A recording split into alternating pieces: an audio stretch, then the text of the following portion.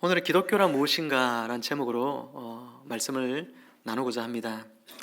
사랑하는 성도 여러분, 여러분은 예수님이 누구라고 생각합니까? 그분은 인간 역사에서 가장 위대한 그런 분이 바로 예수님이시죠. 그분을 중심으로 세계의 역사는 구분이 되어집니다.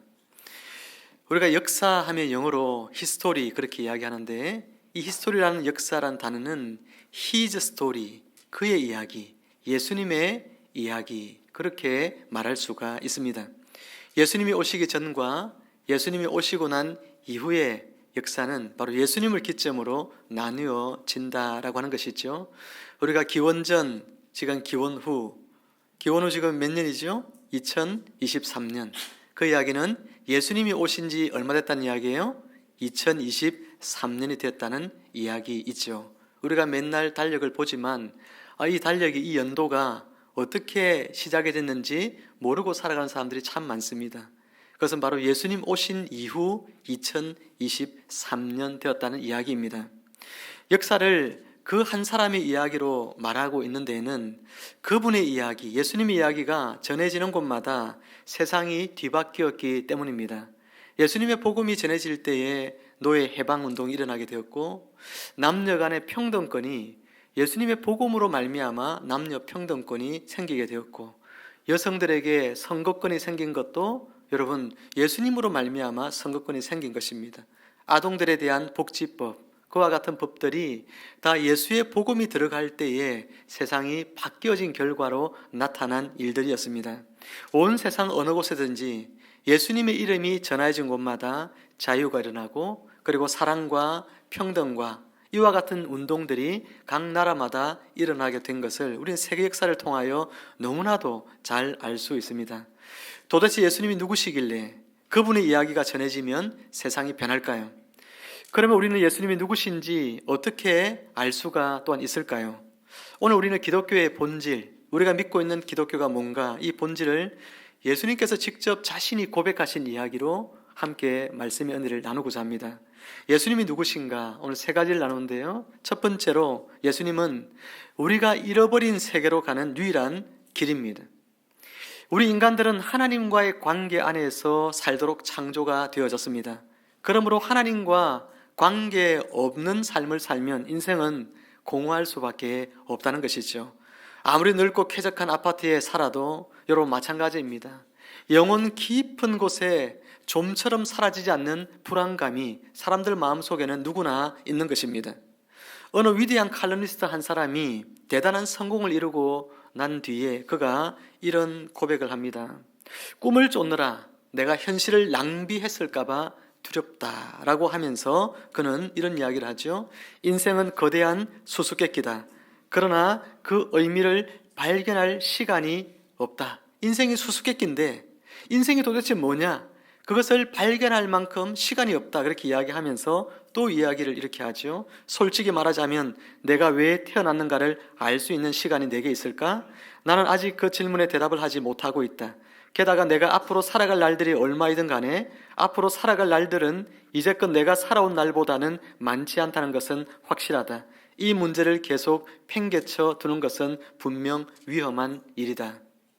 그는 아주 솔직한 자기 관찰을 하고 있습니다. 여러분은 어떻습니까? 왜 태어났는지 대답할 수 있습니까? 살아온 날보다 살아갈 날들이 더 짧은 분들이라고 한다면 이 문제에 대하여 답을 가지고 있어야 합니다. 이 문제를 팽개쳐 두고 살아가기에는 위험한 일이라는 것을, 그것이 얼마나 불행한 인생인가 하는 것을 깨달아야 한다는 것이죠. 우리는 지금 어느 시대보다도 더 풍요로운 그런 삶을 살고 있는 그런 시대를 우리는 살아가고 있습니다. 하지만 사람들은 여전히 빈 공백을 가지고 있죠. 아무리 잘 먹고 잘 살아도 여전히 그 마음은 공허해지기 시작합니다. 영국의 로이드 존스라고 하는 유명한 의사가 있었습니다. 26살의 나이에 그는 영국 황실 주치의가 되었습니다. 얼마나 대단한 의사인지 아시겠죠?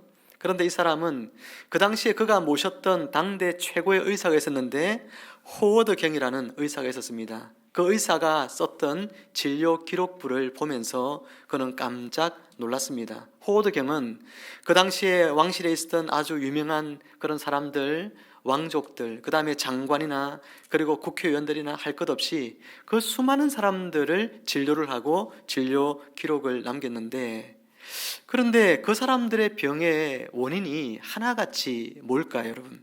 너무 많이 먹고 너무 많이 마셨다는 겁니다. 이 사람들이 너무 많이 먹고 너무 많이 마시고 정말 평안하죠. 잘 먹고 잘 살았다는 거예요. 그게 이 사람들에게 있어서 병이 온 원인이라는 것입니다.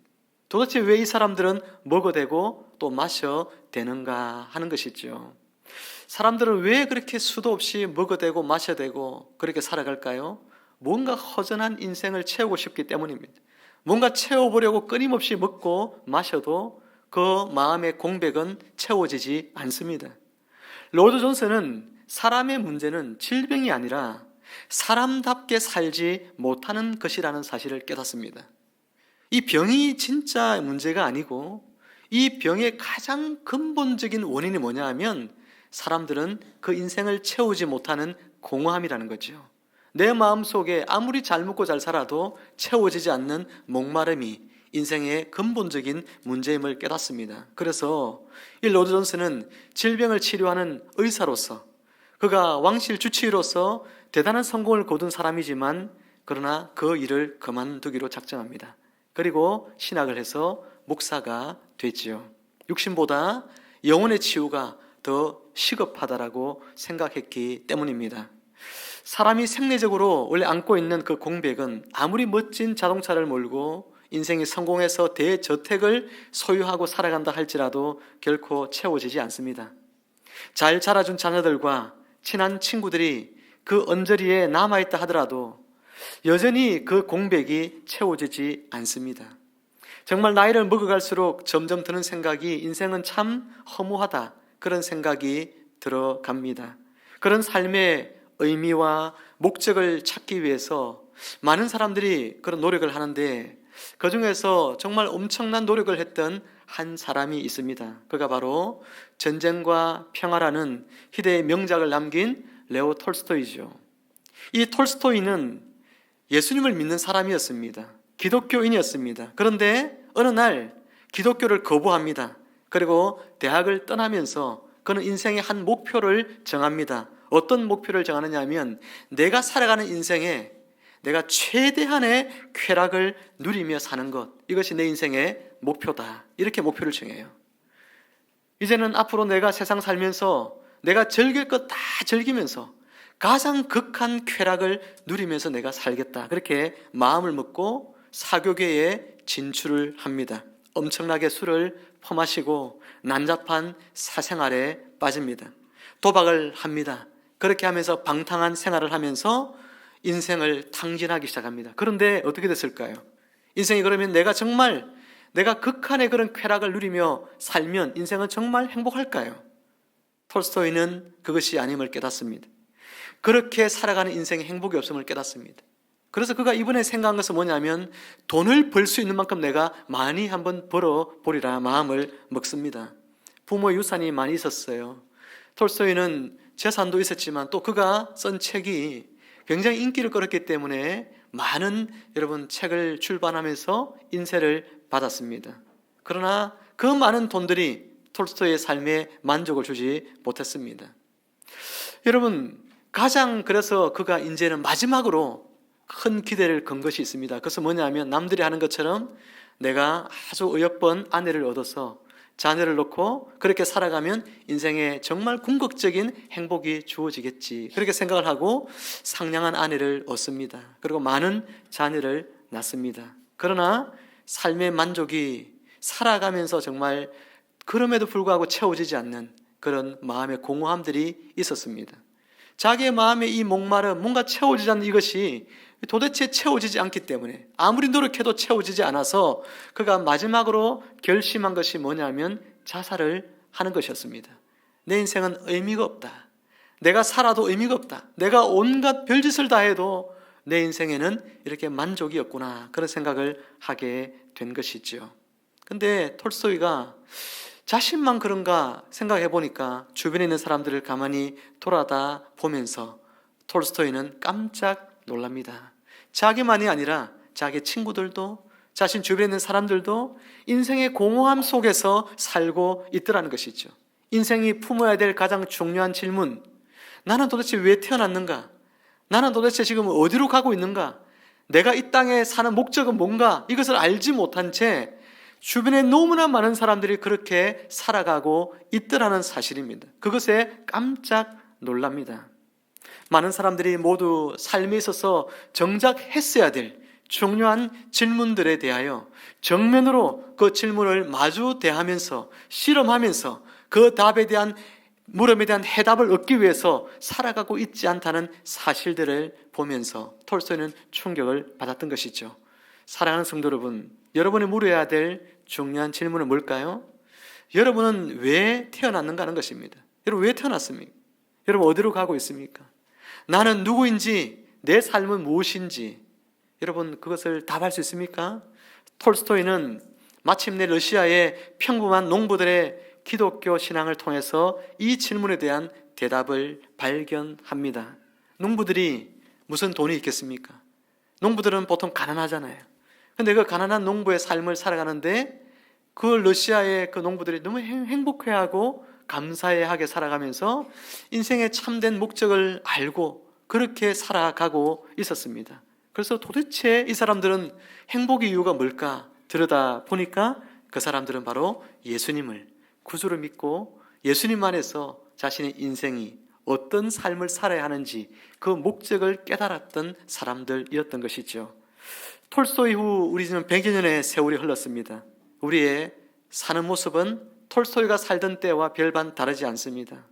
창세기 3장에서 선악과를 따먹음으로 하나님과의 언약 관계를 깨뜨린 아담은 에덴 동산의 나무 사이에 숨어버리지요. 하나님이 그때 아담에게 이렇게 말합니다. 아담아, 네가 어디 있느냐? 여러분, 이 질문이 모든 사람에 대한 하나님의 공통된 질문입니다. 네가 지금 어디 있느냐? 우리 인생들은 이 물음에 답할 수 있어야 됩니다. 지금 여러분이 사는 곳은 어디 있습니까? 여러분 어디에서 왔고 지금 어디로 가고 있는 중입니까? 여러분의 인생의 참된 목적은 무엇입니까?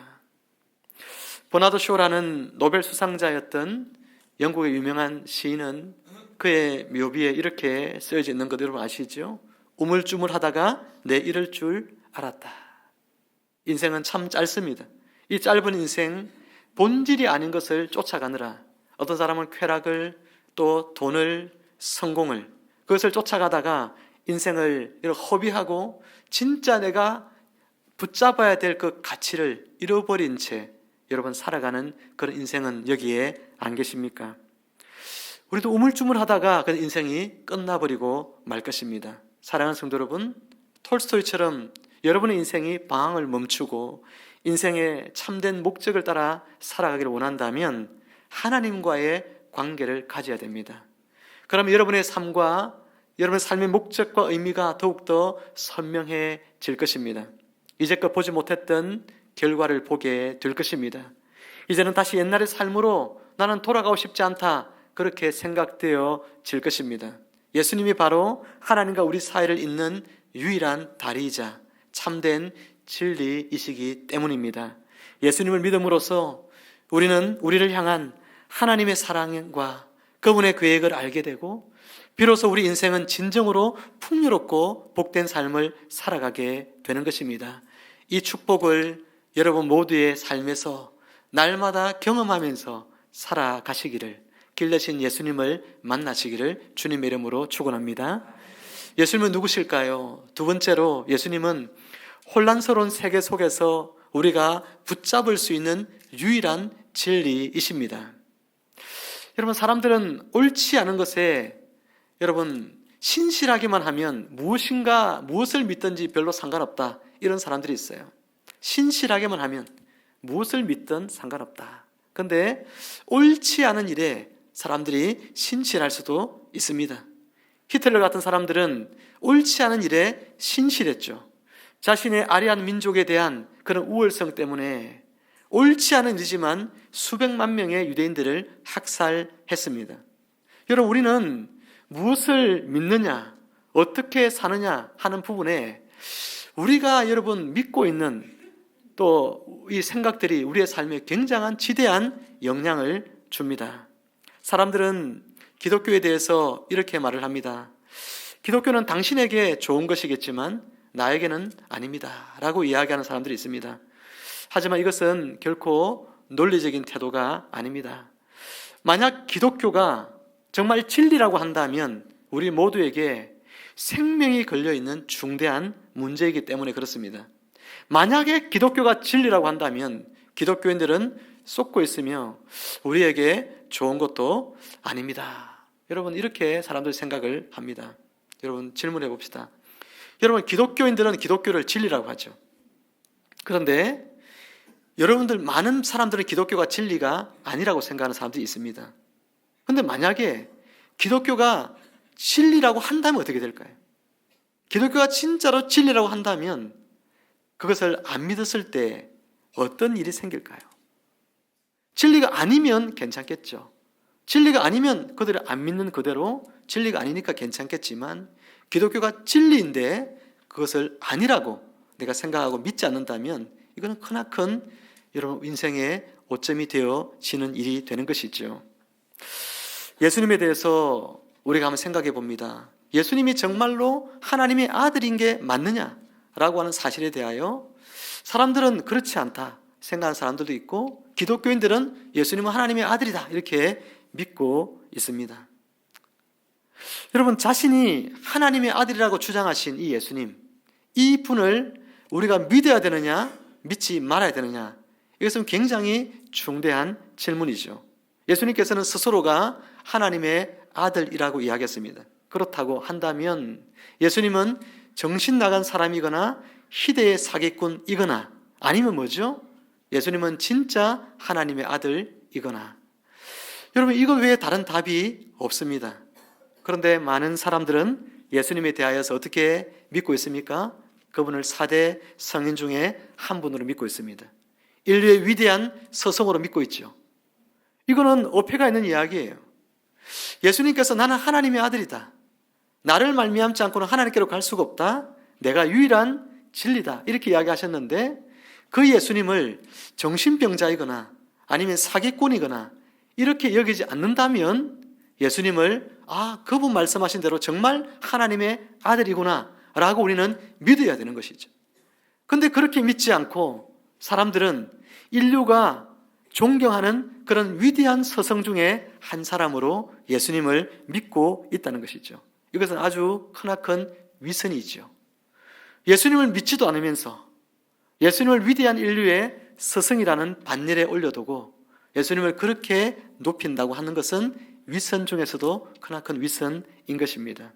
사랑하는 여러분, 예수님은 자신이 내가 하나님의 아들이라는 말을 하셨는데 또 우리가 생각해 볼 수 있는 것은 예수님은 혹시 과대망상증 환자가 아닐까?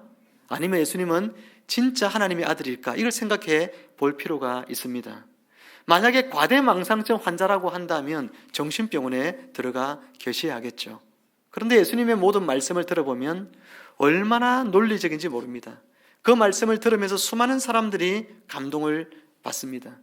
예수님께서 정신병자가 아니라는 것이죠. 그리고 예수님은 마지막 십자가에 죽기 전에도 여러 번이나 그가 죽지 않을 그럴 기회가 있었습니다. 네가 만약에 하나님의 아들이 아니라고 한다면 너를 살려주겠다고 하는 사람들의 이야기가 있었습니다. 그런데 예수님은요, 자신이 하나님의 아들이라고 고백하시면서 결국은 십자가에서 그는 죽음을 맞이하게 된 것이죠. 예수님은 과대망상증 환자가 아닙니다. 정신병자가 아닙니다. 그렇다고 예수님은 사기꾼도 아닙니다. 예수님은 정말로 당신이 말씀하신 것처럼 하나님의 아들이셨습니다. 온 인류의 구원자이셨습니다. 그래서 예수님의 제자들은 예수님을 향하여서 그리스도라고, 살아계신 하나님의 아들이라고, 나의 주, 나의 하나님이라고 그렇게 고백을 했던 것이죠. 사랑하는 여러분, 예수님께서 어느 날 제자들에게 묻습니다. 너희는 나를 누구로 알고 믿느냐라고 예수님이 질문을 던지죠. 그 예수님께서 오늘 저와 여러분들에게도 동일하게 묻습니다. 너희는 나를 누구로 믿고 있느냐라고 묻고 있습니다. 사랑하는 여러분, 한번 답을 해보세요. 여러분은 예수님이 누구라고 믿고 있습니까? 예수님을 그냥 위대한 스승으로 믿고 있습니까? 예수님을 희대의 사기꾼이나 정신병자로 믿고 있습니까? 아니라면 예수님을 정말 진리요, 그분이 하나님의 아들이시요 우리의 구원자심을 믿고 있습니까? 사랑하는 성도 여러분, 오늘 이 자리에 계신 여러분 가운데 한 사람도 빠짐없이 예수 그리스도 그분만이 우리에게 참된 진리임을 믿는 그런 은혜가 성령 하나님을 통하여 여러분에게 주어지기를 주님의 이름으로 축복합니다. 예수 그리스도 그분만이 진리이신 거예요. 진리이신 예수님을 우리가 믿는다는 것은 어떤 의미일까요? 예수님을 우리가 진리로서 믿는다고 하는 것은 그분을 지식적으로 내가 동의하고 알아가는 것을 말하는 것이 아닙니다. 그것은 예수님을 이제 더 깊이 사귀어 가는 것을 말하는 것이죠. 우리가 결혼정보회사가 있습니다. 결혼정보회사는 두 남녀 간에 그죠? 정보가 다 들어있잖아요. 그래서 가장 적합한 사람들을 매칭을 시켜주는 회사지요. 근데 결혼정보회사가 서로 소개해주는 그 사람들 간에 정보를 서로가 알고 있고 그렇게 만나게 한다 하더라도 그 두 사람이 서로에 대한 정보를 듣고 만나잖아요. 이 사람은 이런 사람인데 만나볼래요? 이 사람은 이런 사람인데 만나볼래요? 그래서 남녀가 만났잖아요. 서로에 대한 정보를 알고서 만났지만 그것이 진정한 여러분 그 서로를 안다고 말할 수 있는 것이냐? 아니라는 거죠. 진정으로 서로가 알아가려면 어떻게 해야 돼요? 결혼을 해서 서로를 깊이 알아가야 하는 것입니다. 우리가 매주 토요일마다 친구들이나 지인들 결혼식장에 찾아가서 결혼식을 수도 없이 보고 여러분 결혼하는 모습을 봤다고 해서 우리가 결혼한 그 두 사람이 서로를 알아가는 것처럼 그런 알을 누린다는 것은 불가능한 것이죠. 오늘 우리가 예수님을 진리로서 그를 우리가 믿는다고 할 때는 이제 이 예수님을 나의 신랑으로 그분을 내가 알아가는 것을 말합니다. 그분 안에서 그분의 모든 풍요로움을 누려가는 것을 말하는 것입니다. 그러니 예수님을 진리로 여러분 받아들이셔서 그분 안에서 모든 기쁨과 소망 가운데 여러분 날마다 살아가는 여러분의 복된 삶이 되기를 주님의 이름으로 축복합니다. 이제 마지막으로 예수님은 누구신가? 셋째로 예수님은 우리에게 참된 생명을 주시는 분이시죠. 예수님은 생명을 주시는 분이십니다. 한 이야기를 드리면서 말씀을 정리합니다. 1941년 6월 마지막 날, 여러분 그 악명 높은 아우슈비츠 포로 수용소에 사이렌이 울립니다. 포로 한 명이 탈출했음을 알리는 사이렌이었습니다. 그 보복으로 그의 동료 포로들 10명을 죽이기로 여러분 결정을 합니다. 독일 이 게시타프들이 그런 결정을 하죠. 특별히 만들어진 콘크리트 벙커 안에다가 산채로 매장을 시켜서 긴 시간 동안 서서히 굶어서 죽게 하는 형벌을 내리기로 했습니다. 포로들을 하루 종일 태양과 굶주림과 두려움으로 그렇게 괴로워하면서 독일 사령관과 게스타포 부하들이 그들 사이를 지나가면서 한 사람씩을 뽑습니다. 10명을 골라내는 것이죠. 근데 그 중에 한 사람을 지목을 했는데 그 사람이 절규합니다. 불쌍한 내 아내 그리고 불쌍한 내 자녀들 막 절규를 합니다. 그때 동그란 안경을 쓴 한 사람이 눈이 푹 꺼져 있는 채 아무 특별할 것도 없는 한 남자가요, 자신은 지목되지도 않았는데 줄 밖으로 걸어 나와서 이런 이야기를 합니다. 나는 그리스도인인데 저 사람을 대신해서 죽고 싶습니다. 그렇게 이야기합니다. 나는 살 만큼 살았고 아내도 없고 자식도 지금 제게는 없습니다. 내겐 정말 아무도 남아있지 않습니다. 그러면서 자신이 대신 죽게 해달라고 이야기를 합니다. 그래서 게시타프가 좋다고 이야기하면서 이 사람을 대신 죽음의 행렬 속으로 집어넣습니다. 그렇게 10사람이 뽑혀서 지하 벙커 속에 2주 동안 굶주리게 합니다. 다 죽었는데 이 사람 포함해서 3사람이 죽지 않고 살아 있었습니다. 그래서 7월 14일 오후 12시 50분에 이 3사람은 마지막으로 페놀 주사를 맞춰가지고 죽도록 합니다. 그때 이 사람이 죽은 나이가 47세였습니다. 세월이 흘러서 1982년 어느 날 이 사람을 위한 장례식이 많은 사람들이 운집한 가운데서 그렇게 이루어졌습니다. 그날 참석한 사람이 15만 명이 넘는 사람들이 있었습니다. 그 군중 속에는 처음 죽도록 지목받았던 바로 그 한 사람, 그 사람과 그의 아내와 그의 자식들과 그 자식들의 자식들, 수많은 사람들이 그곳에 있었습니다. 이 그리스도인 이 한 사람이 죽음으로 말미암아 자신이 살았는데, 자신이 살아서 그 자녀들이 또 자녀를 낳아서 수많은 사람들, 수십 명의 후손들과 함께 바로 오늘 자신을 위하여 대신 죽어 주었던 그 사람을 위한 장례식에 참석을 했던 것이죠.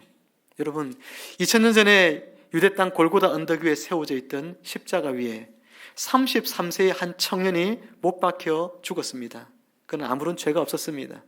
빌라도 총독도 그에게 아무런 죄가 발견되지 못하였다라고 선포했습니다. 하지만 유대 군중들은 이 33세의 유대인 청년 예수를 십자가에 못 박으라 그렇게 소리를 쳤습니다.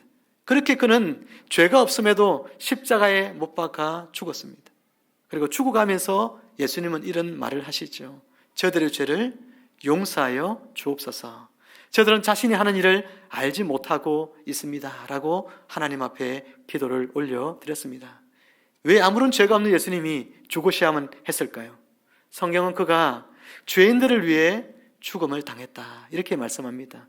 그리고 그가 죽음으로 말미암아 죄인된 우리가 죽어야 될 그 자리에서 그가 죽으심으로 말미암아 우리가 영생을 얻도록 생명의 삶을 누리도록 하시기 위해서 예수님이 죽으셨다라고 말씀하고 있습니다. 사랑하는 성도 여러분, 말씀을 맺습니다. 기독교는 결코 지루한 종교가 아닙니다. 우리의 삶을 가장 풍성하게 하는 그런 종교이고 그런 삶의 방법이 바로 기독교 안에 있습니다. 기독교는 거짓말이 아닙니다. 유일한 진리입니다. 여러분과 상관없는 말씀이 아닙니다. 여러분과 너무나도 치명적으로 상관 있는 말씀입니다.